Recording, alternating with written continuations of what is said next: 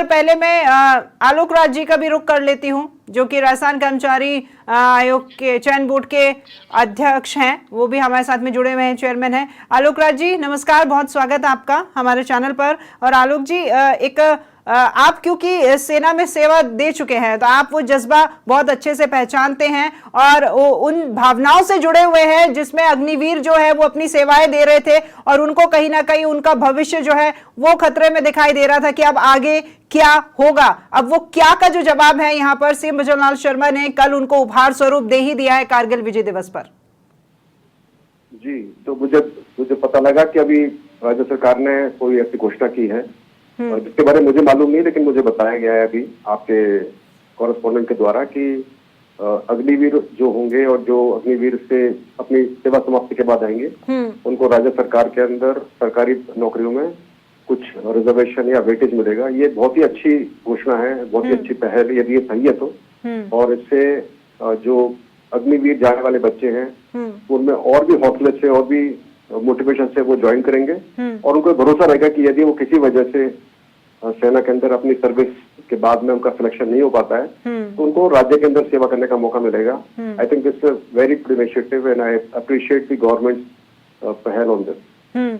Sir आपको मैं बता दूं और ज्यादा जानकारी के लिए 10% आरक्षण की बात की गई है अग्निवीरों के लिए और उनके लिए 3 जो नौकरियां हैं वो यहाँ पर उनके बारे में बताया गया है, जेल प्रहरी, पुलिस और वन रक्षक भर्ती। यानी अग्निवीर जो है वो जो युवा जवान है उसकी फिटनेस को ध्यान में रखते हुए उसके लिए कोई शिक्षक भर्ती नहीं, उसके लिए वही नौकरी का यहाँ पर प्रावधान रखा गया है जिसमें से वो निकल कर आए और वो वहां पर एकदम फिट बैठता हो। बिल्कुल अच्छा, ये बहुत ही तीनों डिपार्टमेंट बहुत ही अच्छे चूज किए इन्होंने और इसमें यदि वो समझे उचित तो उसके अंदर फायरमैन भी जोड़ सकते हैं, क्योंकि जो अग्निवीर होते हैं उनको सेना के अंदर फायर फाइटिंग की ट्रेनिंग भी दी जाती है। तो मुझे लगता है कि यदि इसमें फायरमैन के अंदर भी इसको जोड़ा जाए तो बहुत अच्छा रहेगा। और ये चूंकि ये अग्निवीर होंगे, इनको ऑलरेडी ट्रेंड होंगे, तो इन चारों विभागों में, तीनों विभागों में जब सेवा देंगे तो उससे उन विभागों को बल मिलेगा। और मुझे उम्मीद है कि जो युवा है इससे उनका मोटिवेशन बढ़ेगा सेना के प्रति और राज्य सेवा के प्रति।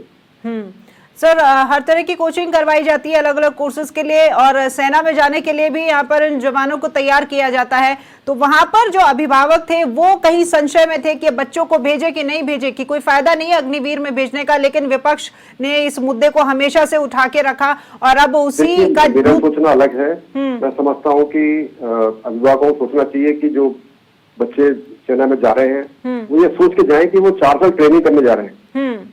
4 साल ट्रेनिंग होगी, उनका अनुशासन होगा, फिजिकल फिटनेस बढ़ेगी, उनको लीडरशिप की ट्रेनिंग होगी, टीम स्पिरिट की ट्रेनिंग होगी, टीम बिल्डिंग की ट्रेनिंग होगी। ये सभी चीजें बहुत ही आवश्यक है आगे की लाइफ के अंदर, चाहे वो किसी भी डिसिप्लिन में हो, चाहे वो बिजनेस करें, चाहे वो सर्विस करें, चाहे वो खुद का काम करें। ये सभी चीज के लिए 4 साल की जो उनकी ट्रेनिंग होगी वो बहुत ही बेहतरीन शामिल होगी और बहुत ही साबित होगी।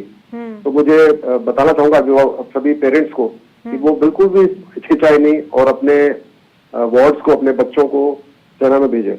मतलब सर आपके मुताबिक यहाँ पर सिर्फ नौकरी नहीं, यहाँ पर आप ये भी इस चीज का ध्यान रखें कि जब आप जा रहे हैं अग्निवीर में तो मतलब आपकी आगे का जो जीवन है उसका डे टू डे लाइफ का जो रूटीन है वो एक सही रूप ले लेगा इस ट्रेनिंग के बाद।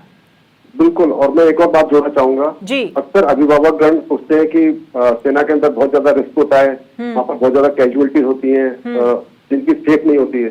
तो मैं आपके चैनल के माध्यम से बताना चाहूंगा कि हमारी स्वतंत्रता के बाद जितनी लड़ाइयाँ हुई हैं, चाहे वो 47-48 की वॉर हो with Pakistan, 62 war with China, 65 war with Pakistan, Kargil युद्ध, 71 वॉर, अभी जो ऑपरेशन चलते हैं JNK के अंदर नॉर्थ ईस्ट में, इन सब में 1947 से लेकर अभी तक जो हमारे बलिदान हुए हैं आर्मी, नेवी, एयरफोर्स के, जिसकी टोटल संख्या है 30,000, जो कि कम नहीं है, बहुत ज्यादा है 30,000।